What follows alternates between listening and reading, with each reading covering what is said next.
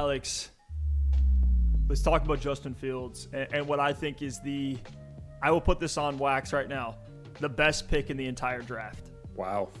Justin Fields to the Chicago Bears.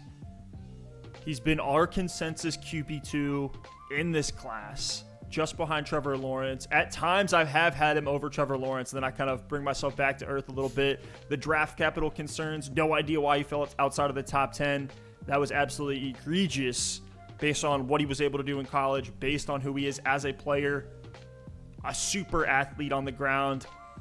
But for fantasy, where do you have Fields right now? And what are you projecting for 2021 and beyond? Yeah, I mean, you said it. The Bears might have won this draft, and it starts with Justin Fields. He's got a great arm. He showed phenomenal college production against top competition. He can get it done with his legs. Ran a 4.46 40-yard dash, just absolutely ridiculous. So I love Fields. I'm with you. I don't know why he fell. It's the 11th overall pick. Love the move the Bears made to come up and get him. And in all of these projections for where we thought he could land, the Bears never crossed my mind because I honestly didn't think he would fall far enough past Carolina, past Denver, past some of these other teams with a better opportunity to trade up like New England to get to the Bears. But here we are. He's my second quarterback in this class behind Trevor Lawrence. Trey Lance still is not ahead of Justin Fields for me. He's my 103 right now, so my third overall player in Superflex, just behind Najee Harris. That's going to be close, and I could end up flip-flopping those two guys. But I love Fields. I love his outlook because he gives you that upside with his legs. I could easily see him being the kind of quarterback that puts up 700, 800 rushing yards on the ground in a given season, which just gives you such a tremendous advantage. He has some solid weapons to work with in Chicago with Allen Robinson, Darnell Mooney, we both like. He's got Cole Kmet, a young tight end as well. So this Bears team could actually have some juice on the offensive side of the ball. They were able to snag Tevin Jenkins at offensive tackle in round 2 as well, which I think was another absolute home run pick. I couldn't believe Tevin Jenkins was available in the second. So I think they're going to build this offense around Fields. I think he's going to thrive. I think it's going to be fun to watch. The Bears, who knew, might actually be a team that's fun to watch in 2021. I think they'll be competitive. But yeah, this is an upgrade. And Allen Robinson is skyrocketing up these draft boards. To the moon. Yeah, it's nuts. It's nuts right now. But I look at Fields in this position, and I'm trying to look for, who are guys that we can comp him to, who are guys who have been in this situation. And one that I found, and to me, like, I'm not comping this at all, but I want to throw it out there just to give everyone perspective. Mitchell Trubisky in 2018 was the QB 15. Oh, no. Okay, and this is a guy that also had a rushing floor. He had just over 400 rushing yards that year, 3,200 yards passing. But if we look at the weaponry, it is pretty similar to what Fields has now. It's Allen Robinson as the clear target hog for Trubisky in 2018, and then a bunch of role players like Tariq Cohen, Taylor Gabriel, Trey Burton back on that Bears team. Now Fields comes in. He has A-Rob again as the clear target hog. Arguably better role players, a little more raw, but I think much more refined, better athletes, better college profiles coming in. You get Tariq Cohen back. David Montgomery's just emerged as this passing game weapon in 2020. Darnell Mooney's a 5th-round pick, but he was a 4-year small school guy out of Tulane, saw over 100 targets last year.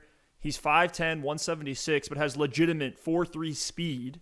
So I like him as a field stretcher for Fields. We saw some of the deep bomb passes that he was making in the college football playoffs to Chris Olave. Those type of throws are still going to be in Fields' wheelhouse. That's why we like him so much. And then we have the raw but very exciting Cole Kmet. He was an early 2nd-round pick, had some boom weeks last year. Now with Jimmy Graham out of the picture, I look at Cole Kmet, who has a great profile. He wasn't early declare. He had a junior breakout season at Notre Dame before going pro. So I think the situation everywhere has gotten better. The defense is one of the best in the league in 2018, so I expect Fields to need to pass a little bit more. Not that defense is going to be bad. But all this being said, like QB 15, that's literally worst case scenario with everything going wrong, way worse weapons, and Trubisky was able to pull that off and have some pretty boom games. Like, he was a guy that was a streamer for the last couple seasons that if you're desperate, pop him in there, hope he gets the 2 touchdowns and some rushing work, and he'll give you a serviceable fantasy week. Fields is that, and then so much more. Do you think he starts week 1? I mean, I think it would be absolute nonsense if he didn't come out and start week 1, but you hear the Bears already coming out and saying, hey, Andy Dalton's going to start the season, going to help develop Justin Fields. Does that change anything for you, or do you still expect Fields to be out there in week 1 of the season? I don't know if he's necessarily going to be out there week 1 because he did fall so far in the draft, which tells us that maybe teams think he's a little... It's not going to take long if it is Andy Dalton for a couple weeks. I think even if Andy Dalton starts, it's going to be quick where it's like, oh my gosh, why is Andy Dalton our starting quarterback right now over this stud in Justin Fields? Exactly. Same situation that Trey Lance is in. I actually think it's a little different. We'll get into that with Trey Lance, but Jimmy G... Does it matter, though? It does, because there's a world where the Niners, who are a good football team, start out 7-1. And if they're 7-1 and Jimmy G hasn't done anything egregious, there's no way he's coming out. Where Andy Dalton, Same thing.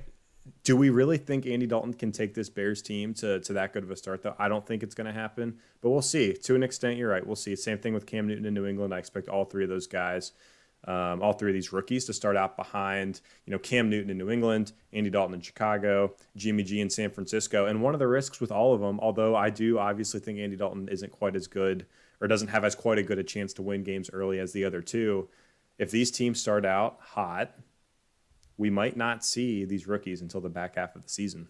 I do have to feel like, though, with Fields, the fact that they did trade up, the fact that Fields did what he did in college, it's like the second things get shaky, they're putting Fields in. And it may even be a Tua Fitzmagic situation last year where even if the team is good, they say, look, we're a middle-of-the-road team. We have some wins under our belt. We have some momentum. Let's put our rookie QB in a great situation to where if he does hit his ceiling, now we immediately become contenders with a good defense, with some young, raw, explosive weapons. Because in 2020, Fields was on pace. If he would have played 13 games, would have had over 3,400 passing yards, 36 touchdowns, 622 rushing yards, somewhere between 7 to 10 touchdowns on the ground. And in 2019, Fields did have over 1,300 passing yards, a 41-3 touchdown to interception ratio, just under 500 rushing yards, 10 touchdowns on the ground. We may not be talking Lamar Jackson, but we're talking Kyler Murray, we're talking Deshaun Watson. That type of rushing yards production is easily in Fields' wheelhouse. And even if the offense as a whole is mediocre, I think he has enough juice to be a QB1 in year 1, as long as the wheels don't fall off around the Bears front office and their whole staff. Like it seems to be trending, at least as of late. That's the thing. I don't know what to expect as a rookie. I think Fields is going to be really good. I think the volume could be a little bit controlled in his rookie season. They do love running with David Montgomery. He should get plenty of touches. They do have a good defense, so I don't know how often they'll need to be airing it out, but you do got to remember who's in their division. You got the Vikings, you got the Packers, two teams that are pretty competitive. So if they can get in some shootouts, I think Fields absolutely can keep up. It's just going to be a question of how much do they have to rely on him and how much are they going to put on his plate as a rookie. But if we look out, year 2, year 3, year 4, hopefully Fields can play well enough to convince Allen Robinson to stay in Chicago. That would be fantastic for all parties involved. But I think Fields is going to be a great pro. And Fields, for me, if I have him in a dynasty league, I'm incredibly excited because there's not many quarterbacks that can really ascend their way to that top 5 threshold. Like I look at it right now, my top 5 are Mahomes, Josh Allen, Lamar Jackson, Dak Prescott, Kyler Murray. No specific order there, but I want to come out of startup drafts or in my leagues that I'm in. I want one of those 5 upside quarterbacks because they can do it with their legs at an elite level. Fields, because of his rushing ability, has at least the upside to get to that point, where a lot of other guys in this class, a lot of other guys in the NFL don't quite have enough mobility to get there, even though they might be mobile like a Justin Herbert, like a Joe Burrow. And it's not like Fields is just a runner, man. He's not. He had one of the best yards per attempts, and a lot of those were deep receptions in the end zone, on the outside. Wheels up for Fields. Get him everywhere you can.